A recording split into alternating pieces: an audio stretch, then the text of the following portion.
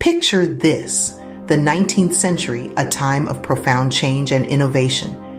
The Industrial Revolution was transforming society with new technologies. Steam engines roared, factories hummed, and cities swelled with hopeful populations. Amid this progress, contrasts existed. Many women were confined to domestic roles, their potential for societal contribution often overlooked. This was the norm in the patriarchal society of the time. Healthcare was grim. Germ theory was not yet established. Hospitals' hygiene was deplorable. Infections were rampant, and mortality rates high. Nursing was unstructured and lacked respect. It was in these challenging circumstances that societal norms in healthcare were about to change forever. The catalyst for this revolution was a woman who chose to defy societal expectations.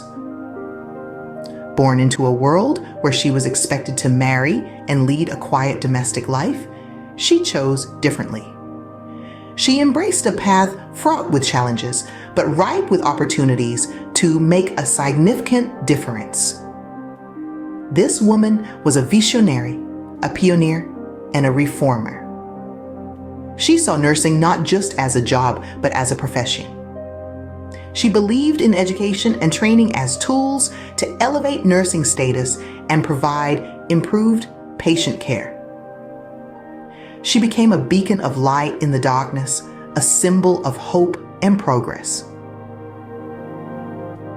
In the midst of these turbulent times, young Florence Nightingale was about to change the world of healthcare forever.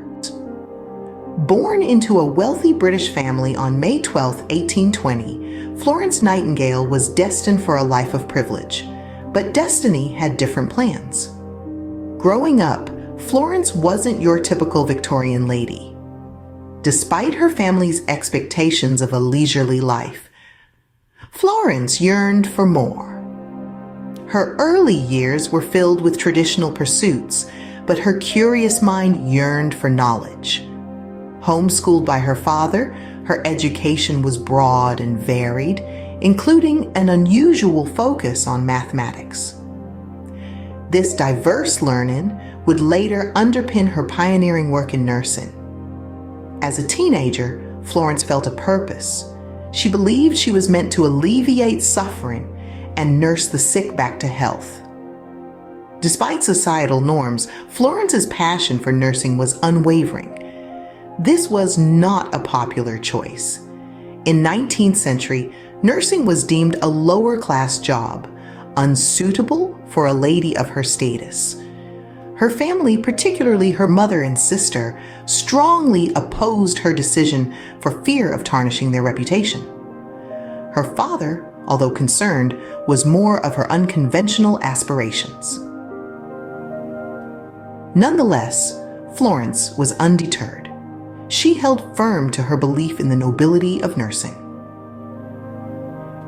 In her early 20s, Florence began visiting hospitals across England, learning about conditions and treatment methods. She saw a desperate need for compassion and change in the field of nursing.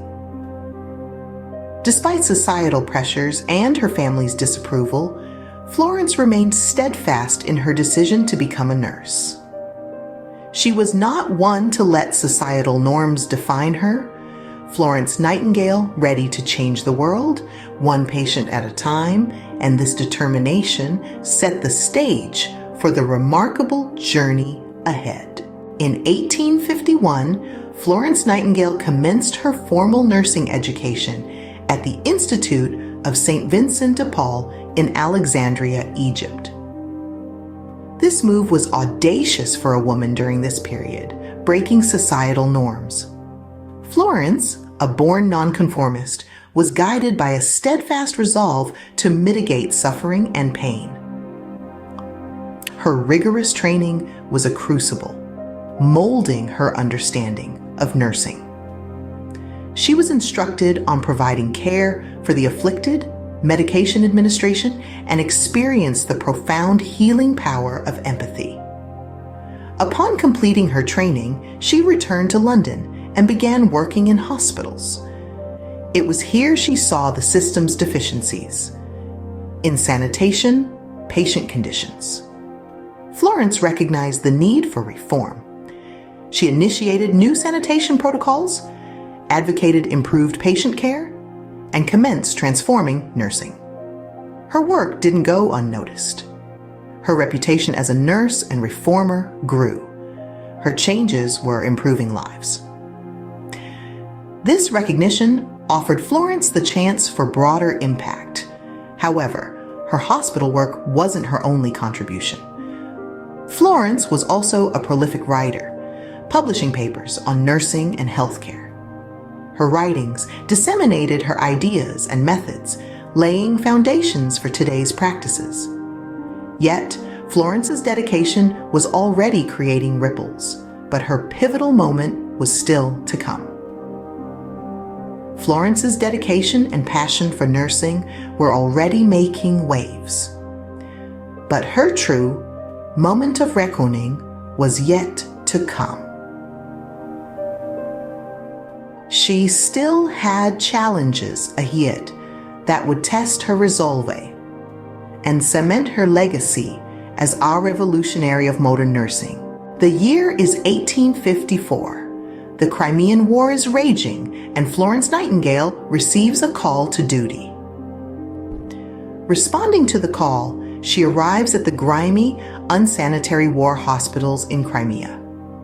The conditions are appalling. Soldiers lie in filth, their pained cries echoing through the dimly lit halls. Disease spreads faster than the bullets, but Florence is not daunted. She rolls up her sleeves and begins the daunting task of transforming the hospitals. She gathers a team of nurses, they scrub the wards, improve ventilation, and ensure proper nutrition. Amidst the despair, and Florence shines like a beacon. Working tirelessly, she tends to the wounded, often burning the midnight oil.